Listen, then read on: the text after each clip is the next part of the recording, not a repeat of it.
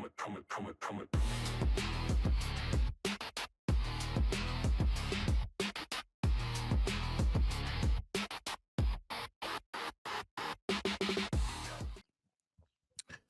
going to talk about the Strait of Hormuz and the big news of the day of Trump coming out and saying what he said. And I'd like to watch a news clip of that, if you guys don't mind. This is on Maria, forget her name, Maria Shariva, whatever her name is, on Fox News. She had Trump on today. And I'd like to look at that, and then we'll break. It's a 34-minute long video. We're not going to watch the whole 34 minutes.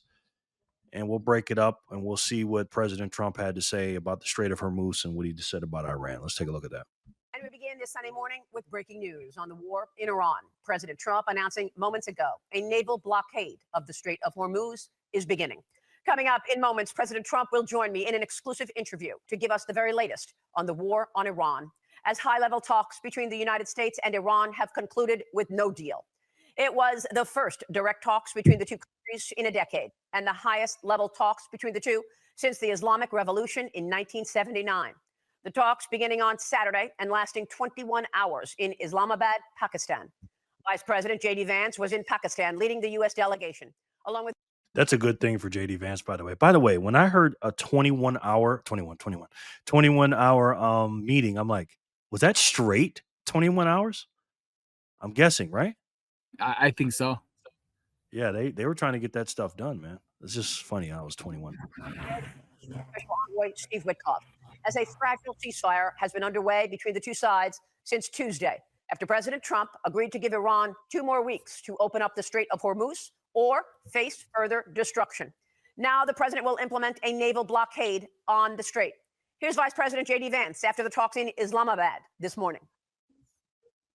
We've been at it now for 21 hours, and we've had a number of substantive discussions with the Iranians. That's the good news.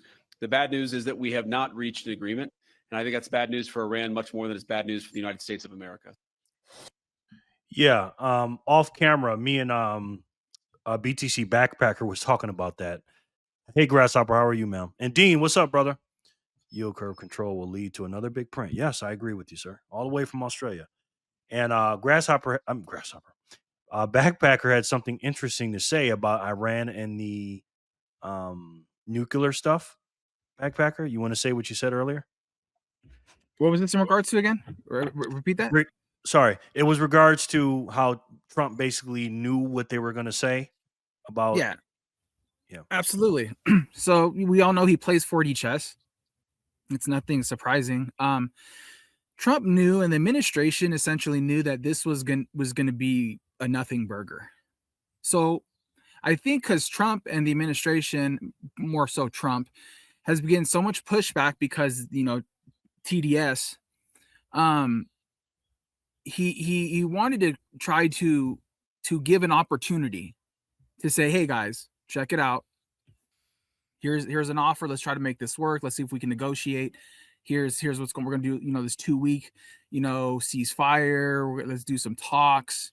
And I felt like a lot of that was really, he knew it wasn't going to go anywhere. And a lot of it was to almost even appease the media, appease people who maybe were on the fence of thinking like, oh, should we be in there? Should we be doing this? The fact of the matter is we've gave them an opportunity. For us who understand, know that was never going to happen. I felt the 2 weeks was extremely generous. And then, so now that the cards have been placed on the table, and now that we're in a position now to be like, hey guys, we gave you the opportunity, the Strait of Hormuz, we were just going to oversee, make sure everything's run smooth, make sure ships aren't getting bombed or pirates aren't going on board and all this stuff. We were just going to literally just kind of take a step back and be like, monitor the situation. Now, the negotiate, number one, and number two is you can't negotiate with terrorists because these people are terrorists. Okay. I'm not talking about Iran. I'm not talking about the Iranian people. I'm talking the IRGC and all the militias and all the proxy groups. These guys are absolute terrorists. You can't negotiate, and we already know this. But now we're going to go in here, and now the ball's in our court. and we're going to say, hey, this is the way we're going to play. Now, you don't have to like it, but this is the way it's going to be. We given you the opportunity. You chose to jack it off and say the hell with it, and want to, put the uranium. I mean, it's just crazy, the stuff that they put out there. And you've seen that post of the negotiations, the things that they were trying to do. It's just it's absurd. And so anyways, long story short, we're going in there. Now we're taking control of it. We're going to set up shop and we're going to handle business. Now, how is this going to be overall conducted? Things on the water tend to move a lot slower than they do on land in regards to being able to see all these vessels, to know what's coming through, to know if people are even flying proper flags. We don't know what's going to be on ships. We don't know if there's going to be private sales going on, whether that be Bitcoin, US dollars, or whatever. So there's a lot of variables here. This is the part that gets interesting, because with all these variables, this can play out a numerous amount of ways. And not to mention, we know China, with potentially them stepping in and giving guns to the regime. Can't prove it. We don't know for a fact, but if they do, that's a whole nother animal. So it's going to be really interesting to see the way this all plays out. But we know that the deadline is tomorrow at 10 a.m. I don't know if it's Eastern, but that's the window. And so, I mean, it's going to all kick up again. It's going to get crazy. Yeah. You got anything to add to that, Trent? I mean, basically, with the blockade, to make it effective, you almost have to board every ship that goes through. It's going to be a slow crawl, but really, with the amount of oil like the United States, that's like gets through the Strait of Hormuz, it's only like 2%. So really, we're just jacking the prices up of everybody else's oil. So I mean, the only reason our oil is being so effective right now is Wall Street. They're just jacking up, trying to make. They're just trying to make a buck because we have oil. They're just not using it. Yeah, thanks to Trump and drill, baby, drill. Yeah. But Yep. yeah, I agree with everything you guys said. And again, he is playing 5D chess. And when he's negotiating, he's talking to the people, which we're going to get into in this interview with Maria Bartiromo. He's not just talking to the American people; he's talking to Iran. And again, the IRGC, I think the layers that we're at now, because I think we've gotten rid of 3 layers of leadership now. I think we're on like the 4th layer or something like that. I've lost count. I don't understand why these guys get together in one room, because you do that, they're going to blow you up. Um, you know, I think the more and more of them get killed, the more it'll be less radical, if you will. They're all radical and they're all, you know,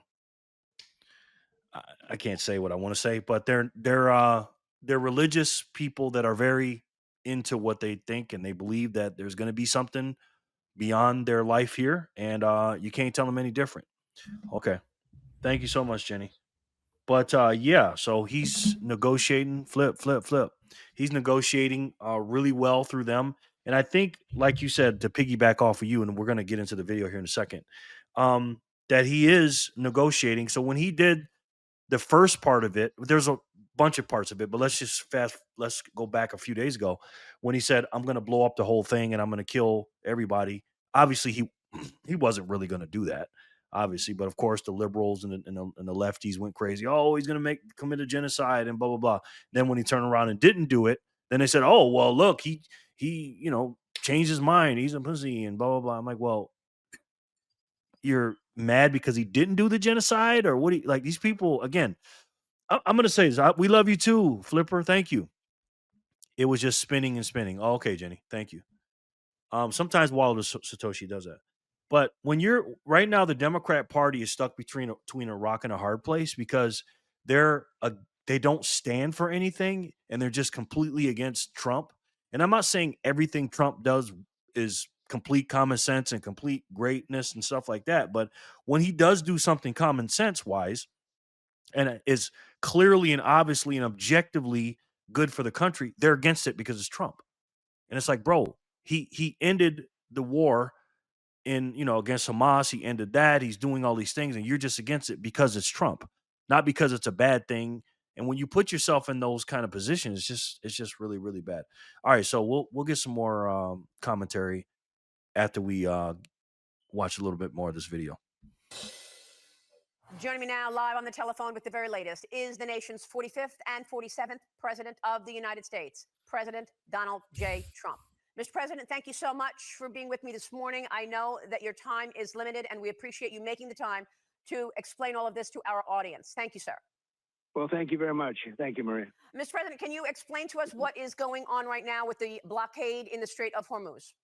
Well, we're going to be blockading. It'll take a little while, but it'll be effective pretty soon.